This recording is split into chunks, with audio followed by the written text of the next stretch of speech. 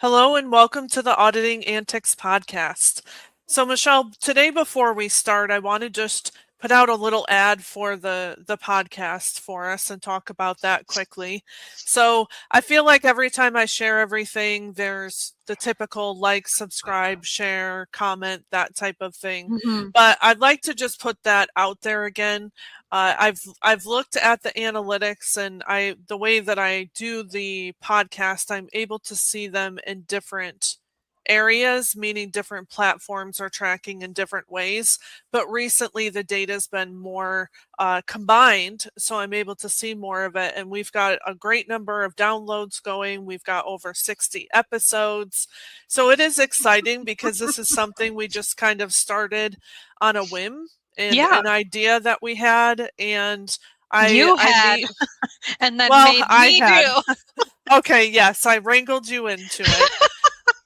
But Let's be honest here. when I meet different people in the industry or go to events, things like that, it's always fun to hear feedback from people that they're listening to the podcast, they Yeah. enjoy it. So Mhm. if that's you, if you're listening, if you enjoy this, please go out on whatever platform you listen and make sure you're subscribed and following the show. Share the show. If you leave comments, that's very helpful as well. I know I Mhm. follow on Apple Podcasts for all my different shows that I like, and that ranks with reviews and all of that. So Yeah. please do that. We definitely are experiencing a lot of growth, and it's great to see that we can get this information out there, hopefully in a helpful way and not, the regimented educational webinar, that type of thing. I know. It's something that I have grown a little more comfortable with than when we first started, that's for sure. Yeah. I can remember being so nervous. Well, when we first started, I would always say, like, I don't know how to speak without teaching.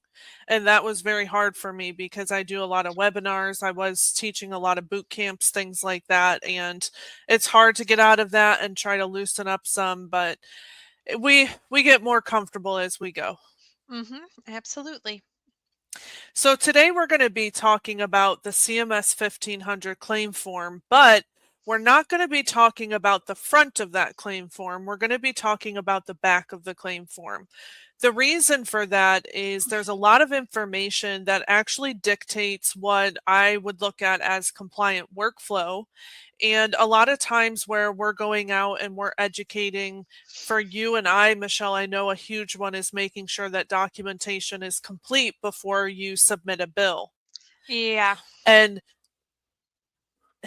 that's something that people don't tend to understand. They think that the workflow can be different between a revenue team, the providers, and it's all coming down to, we can trace this back to some of the information that's on the back of the 1500 claim form in Mhm. addition to other things. But I know for myself, I'm familiar with the concepts of what's on the back, but before writing an article on this week and then prepping for this episode, I hadn't actually read the back in a little while. Mhm. And it's nice to see the reassurance of different areas that we know have to be there for compliance, especially when some clients are always wanting to see specific words and they don't want to hear, oh, this is what CMS requires or what payers require.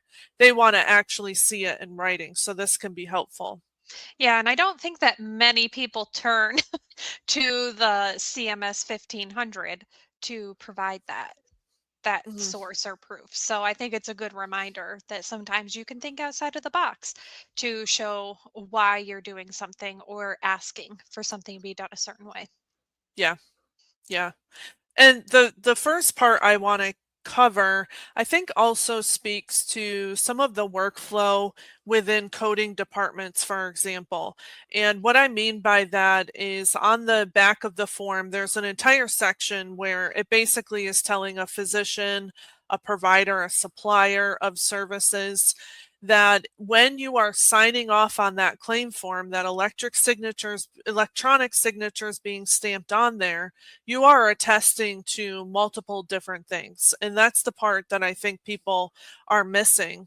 And when this is being done, they're saying that everything on that form is true, it's accurate, it's complete, it's in line with all of the applicable laws and regulations that come into play.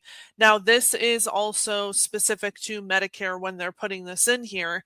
But the thing is I've seen different commercial plans try to hold to this as well, because a lot of the payers in the industry are going to default to CMS when Hmm. they're looking at clawbacks, their internal investigations, audits, things like that. We still have to look back to CMS guidance. Now, one of the things that I find interesting here is that when they're talking about everything being complete, and they're talking about the fact that the signature is attesting to the fact that not only were the services rendered, they were rendered by them personally or correctly and compliantly under Incident 2 provisions, or they were done. Well, this is still going to be under Incident 2, but within the non-physician. So I think of that more as the ancillary staff. So we have Incident 2 with APP practitioners, then we have Incident 2 with clinical staff as Hmm. well. So Michelle, one thing that bothers me when I start to work with a practice, I always like to ask in my audit kickoff calls what workflow is in relation to the patient coming in to start the encounter, being seen, documentation being completed, coding, and then how the charges are submitted. And there's so many times where I hear them say constantly, we get everything out within 24 to 48 hours. Yeah, and it's really hard not to have the reaction I just had to that because Hmm. you and I have been doing this long enough to know that it's unrealistic that every provider is going to comply to that, completing their documentation in 24 to 48 hours. And it's something that actually, I see this on even forums on Facebook where people will be talking about submitting the claim with incomplete documentation and it will eventually get there. Well, that's Hmm. a lot of faith. You know what I mean? Like, you Right. are this right at the top of the back of the CMS 1500. You were saying any person who knowingly files a statement of claim containing any misrepresentation or any false, incomplete, or misleading information may be guilty of a criminal act punishable under law and may be subject to civil penalties. So, incomplete is included in that statement. So, it's just Hmm. bad. Well, yeah, and that's just to provide some context there. That is something that I get feedback. Well, that's just a scare tactic. And that all goes into the False Claims Act, right? When we're looking at fraud, waste, and abuse, it's all going to be wrapped up in there. And sometimes you are going to be accused of fraud until you can prove otherwise. Hmm. So it sounds harsh because it can turn harsh in the event that you have to come back and defend yourself. And one of the things that is interesting, and actually you had this recently, where you can go in as an auditor and you can see that dates aren't matching up, like documentation taking place before the patient's been seen, Yeah. multiple days before they've been seen, Yep. Five especially in plus. Epic. Yeah. Or we have situations where I've worked with practices and they have a physician who's chronically 3 weeks behind on documentation. Or I've even worked in organizations where they're months behind on documentation, but yet they've billed out the claim, they've been paid, and the patient's paid, and the note's not finished for quite a while. And, that type of thing is going to be obvious on an external audit when a reviewer is going through and looking at the date that the claim is filed, the date that Hmm. everything's completed. It really is going to stand out as a red flag. It is, and it's kind of frustrating from an auditing perspective to even be running into this issue with coder reviewed claims. I know it is workflow and it may not be the coder's decision to be following this workflow. I understand that. But I know when I was a coder, there were times when I would be asked to do something and I would say no. That's not Mhm. in alignment with, compliance, and it's not something, it is not a line I am willing to cross.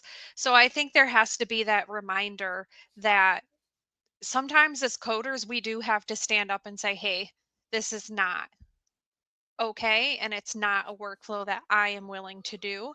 And I never really received any adverse um, kickback from saying no. I can remember even having meetings and explaining why. And that's the key, folks, is you don't just stand up and say, "I'm not doing this."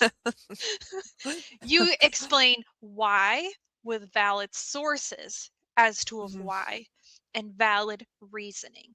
And when you do that, you usually will be heard. And it will be kind of taken off of your plate or responsibility. Now, what they did with it, whoever decided to submit it, that's on them. But now Mhm. I know that I've let them know this is not correct. I am not the one submitting it, and Mhm. move on. Yeah, your name's not attached to it, so you're not the one who's pushing out these claims with known issues. Yeah. Yeah, now another area on the back that I think is interesting is when it comes to basically attesting to the fact that you have documentation. So we've talked about completeness and how that's an issue, but it's also talking about the fact that you do have essentially that requirement to provide that documentation as needed in the claims process to finalize payment. So whether they're asking for that prior to paying, if they're coming in, we know that there's all sorts of rules with CMS being able to come back for 6 years. Some of the commercial insurers are have more things in writing that it's a year, but then they have a caveat if they, think that there's a fraud or waste issue that they'll go beyond the year. That's a whole hmm legal thing. I don't get involved in that, but I have had that come up in some of the cases I'm reviewing. But it's interesting to me because there's also a lot of people who think that when they submit a claim, they're not responsible to have to go in and pull documentation and provide that when the insurer is asking for that. And that's something that is wrapped up into the fact that you're submitting a claim. And I know for myself, when I've sought out treatment in, I think I've talked about this before, in a local practice here, they're all self pay because they don't want to deal with the payer. So they will hmm provide you with a super bill you can submit to your insurance, but they're not going to be submitting the claim because they don't want to have any of the requirements that are attached applied to them, essentially. hmm So that's to me, that's another thing that's very problematic because people are thinking that it's optional, right? That they Yeah. have an option when they ask for the note, or they're upset that they asked and there's a deadline on that ask and now they won't pay the claim or they want the money back, things like that. Yeah, and it's just, I don't know. It's kind of comical that they get upset because you want your payment, do what's Mhm. necessary. I think some of it comes from the the difficulty of just getting a claim out the door to begin with Mhm. sometimes, with all of the different things that you have to go through and make sure that everything is just so. So I think sometimes that's why. And now we have things like Epic where your AR days are in a big red, True. you know, right in front of your face.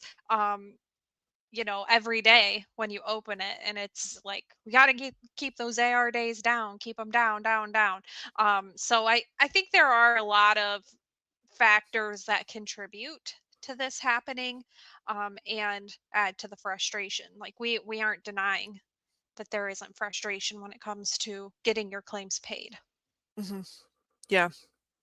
And in this particular area too, with access to information, a lot of that is in the section of the back of the form that relates to privacy and the Privacy Act as well. And basically it's saying that it's, the patient, which that's a whole other thing as well, that patients are supposed to be notified. We've talked about that, where it shouldn't just be the signature on the electronic pad. They don't know what they're signing, but that is all wrapped into the privacy of the information, but also attesting to the fact that if information needs to be collected from that documentation, then they're going to do that because they want to make sure that the services were rendered per their policies, that they were reimbursed appropriately, and they're not able to do a lot of that without documentation. Hmm. I agree. Which I think it's kind of ironic that we're having this conversation when payers keep downcoding without looking at notes. But as always, it's very strict as to what the providers and facilities have to follow, and we don't really have a say as to how that needle's going to move. So you have to be compliant. You can't just be the oddball out there that thinks you can do your own thing, because there's reasons that we have compliance structured the way we Yeah. do, even Your though we don't agree with all of yeah. it. Your argument in court cannot be, well, they can auto downcode my claims. Why do I have to follow what they can do anyway?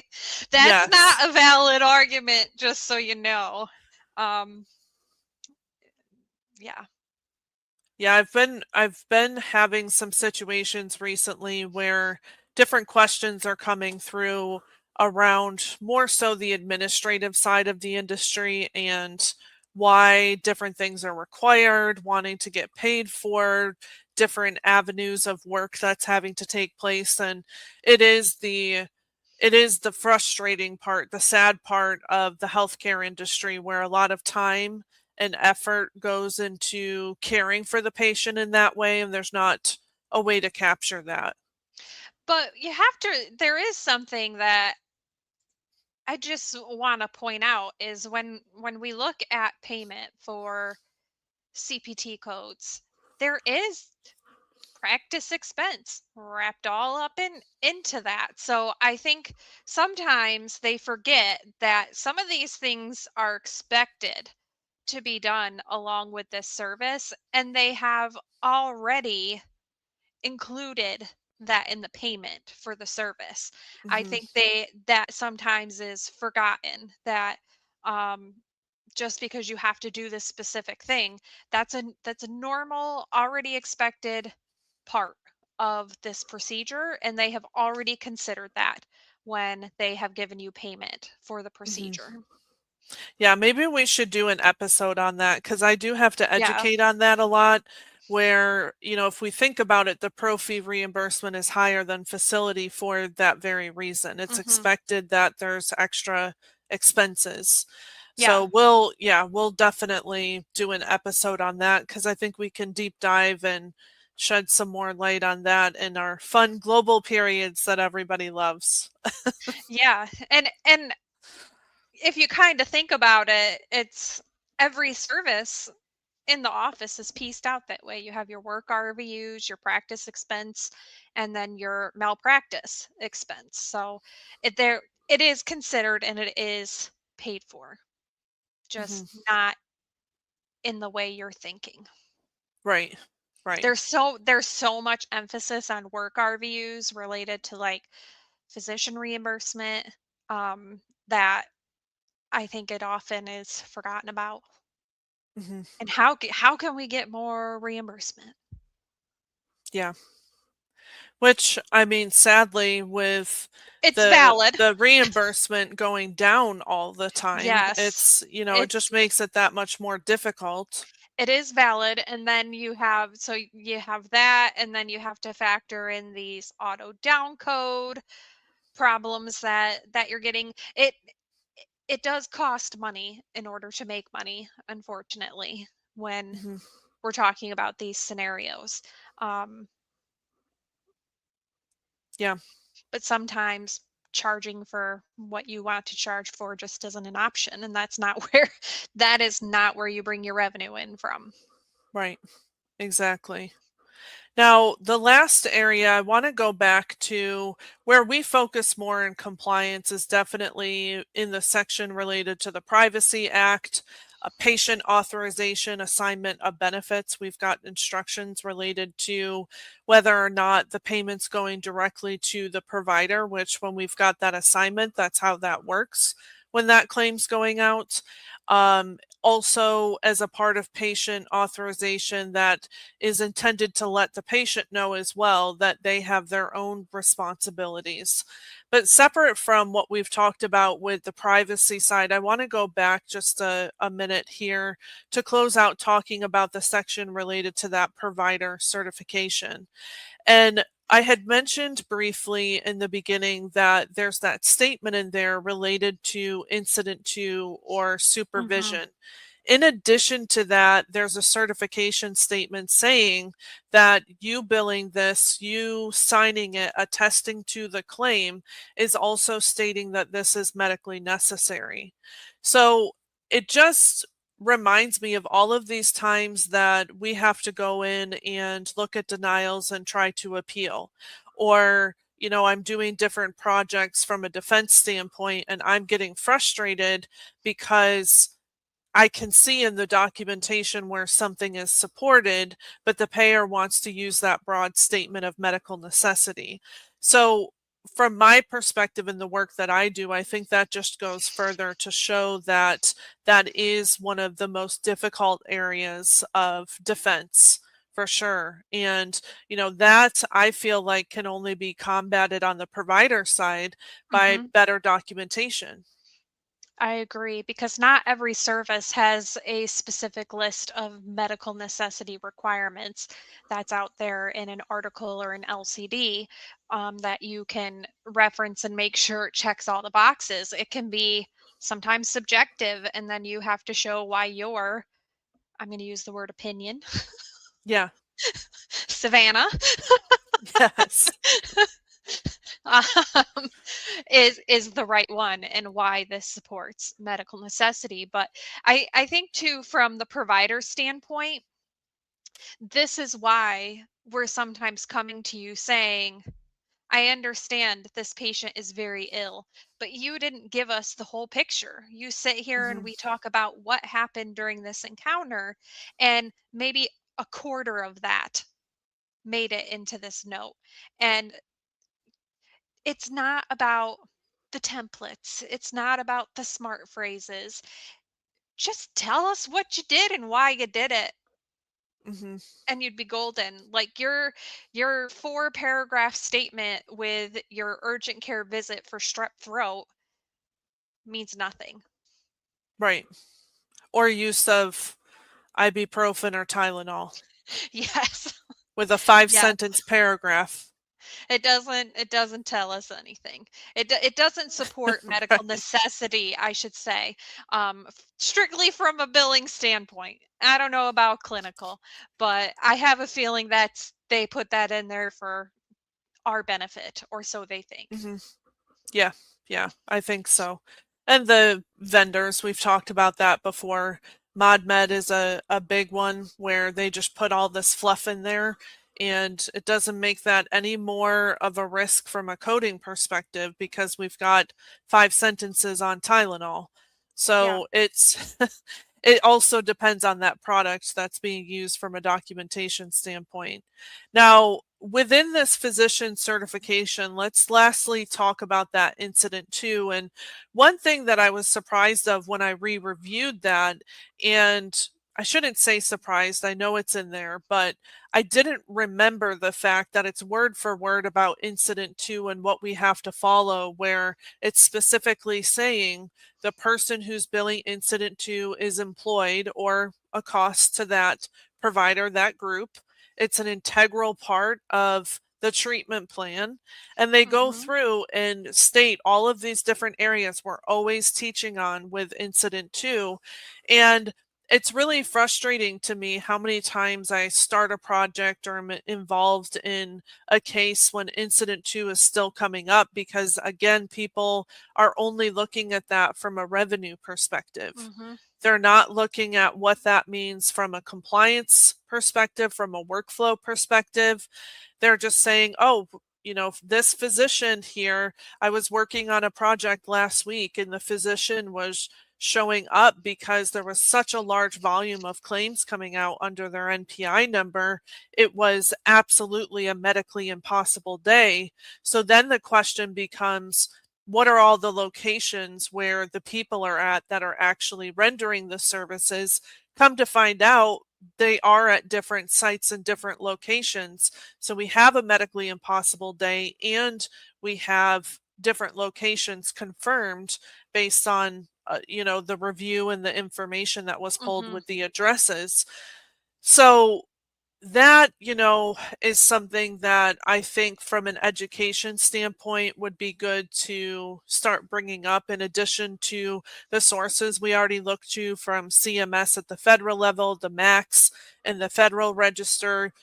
Look at the back of that claim form, show providers what this is actually saying on the back of that claim form, Mm-hmm. because that is just further, backing up what it is that needs to be compliant in workflow. Yeah, and I think it is something like you had said earlier, oh, those words are harsh or used as a scare tactic. I think you should be a little scared of compliance. I think Hmm. it deserves the respect it's owed, because it can ruin your practice. It doesn't matter Hmm. how good you are at being a doctor. It doesn't matter, you could provide the best care, but if you're not in compliance, you're still going to find yourself either bankrupt or in jail once Hmm. they come looking for you. I mean, it Yes. And you not can't. always, but yes, it can definitely. I have many clients where, well, not many clients with the jail component. Let me clarify that. But many clients that are facing financial ruin and some with Yes. bankruptcy. And it's all because of different decisions around compliance that were either not handled seriously or being too hands off and not paying attention to what's happening in the practice. Yeah, It reminds me, Michelle, of what people say about parenting and how there needs to be a healthy dose of fear in the child so that they'll remain compliant. Oh, you failed man. at that. Just a little.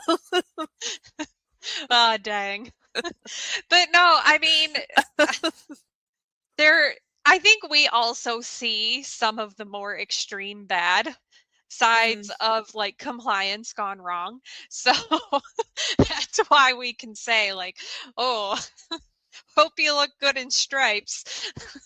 Yeah. Yeah, exactly. So, to finish this out, I just want to highlight that what we're talking about is more processes. So, it's not always documentation. And a lot of people look to validating an information on the claim form just based on documentation alone.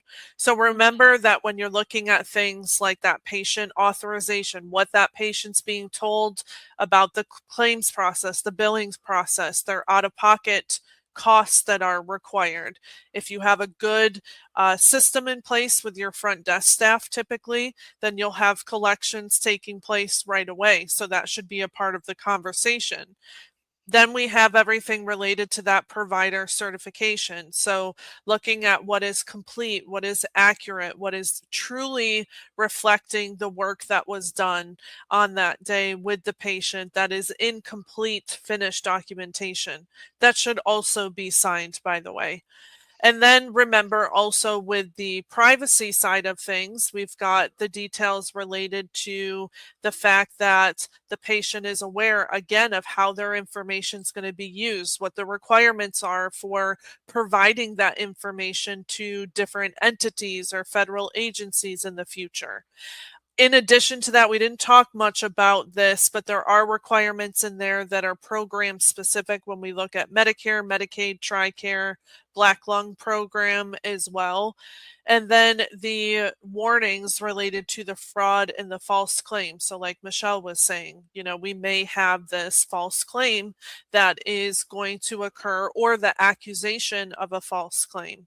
So we've got to keep in mind that we have to pay attention to that legal side, even if we're not the ones dealing with, anti-kickback, Stark law, things like that. False Claims Act. Mhm. Typically, we're bringing in an attorney, but we still need to be aware of these things to do better at our job and to help with education to hopefully prevent having to appeal or defend against one of those types of accusations in the future. So if you haven't read the back of the claim form ever or in a while, I suggest you go out and do that. And I think you're going to have some light bulb moments, and maybe you'll have another resource that you can use going forward in your education. All right. So, Michelle, your video looks frozen on my end. I'm not sure. Oh, I can Yeah. hear you still. Okay. Yeah. It's